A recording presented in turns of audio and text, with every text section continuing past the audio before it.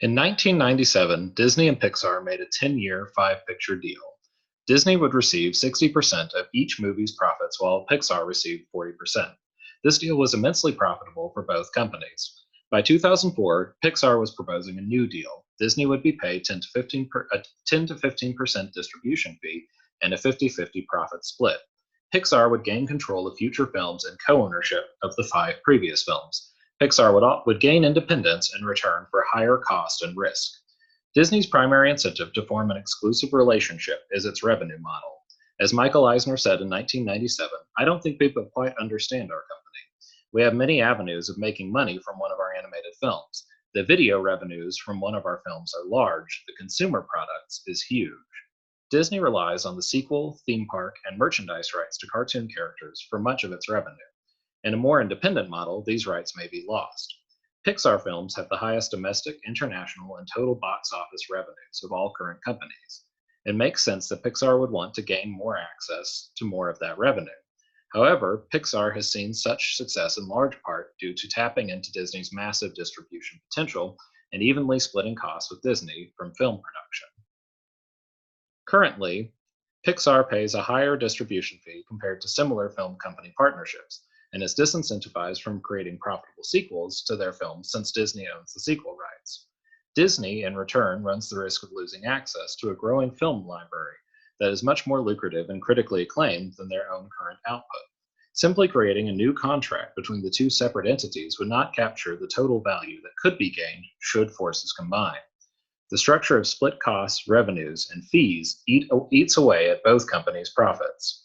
Common ownership would allow the entities to share in all profits from film, parks, and merchandising without paying contract and distribution fees, gaining economies, and leveraging each entity's strengths. During the early partnership with Disney, Steve Jobs had noted that Pixar was attending Disney University. Such a statement from a well-versed businessman gave major kudos to the business plan and model that Disney is. However, both Disney and Pixar were learning from each other. Each had strengths and weaknesses and grew and developed from each. Had Disney had all the answers, they would not have needed to partner with Pixar to begin with.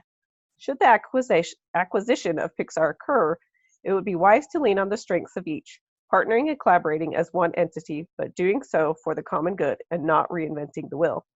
The new combined partnership would come with its challenges.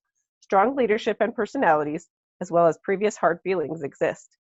The two entities would need to set aside past differences, agree to come together, formulate a new strategic plan and partnership, and move forward toward common goals. The marriage of the two companies could give rise to a future only Walt Disney himself could imagine, but only through mutual collaboration and understanding. We believe that Disney should acquire Pixar. The value they could create within their industry is powerful, and integrating the two would make strategic and financial sense for both companies. Integrating Disney's cush pockets and Pixar's animation brilliance, they can benefit from each other's strengths and disintegrate each other's weaknesses. If Disney acquires Pixar, they will reclaim their throne in the cartoon kingdom. Since Disney and Pixar are basically siblings under the same roof, it makes sense for Disney to make the deal at a strategic price. The terms of the negotiation will be inevitably sensitive, as each company is a powerhouse in their own way. Animation is integral to Disney's corporate strategy, and Pixar has proven itself worthy in the animation world. It is the perfect synergy for both. The brand, creativity, and deep pockets of Disney combined with the innovative technology and animation of Pixar. The deal is sure to be a success as long as they can agree to disagree and allow each other to focus on what they do best. With a lot of questions about how a boutique enterprise will enter such a large company like Disney, the value created is clear. Assets need to be transformed, and the incentives for both companies and shareholders need to be negotiated. As long as Pixar's talent doesn't walk out when the deal is signed, Disney and Pixar could be on the forefront of integration perfection. The best way to manage the relationship after purchasing Pixar would be to let them continue as they are. Pixar has good culture, great tools, a strong working environment, talented employees, and excellent results. To pay $7 billion for a company, you must think a lot of them. Radically changing how they're run, that is world-renowned for its results, is counterproductive. Disney would be best off learning from Pixar, not teaching Pixar, at least for the time being. Spend the first 12 months observing and taking this impressive entity looking for things that could be added to the Disney platform for success in other departments. Acquisitions are sensitive times. Employees, managers, suppliers are all nervous about the future. Helping mitigate those fears should be the priority. Getting Pixar's workforce back to light speed should be the number one objective after the acquisition announcement.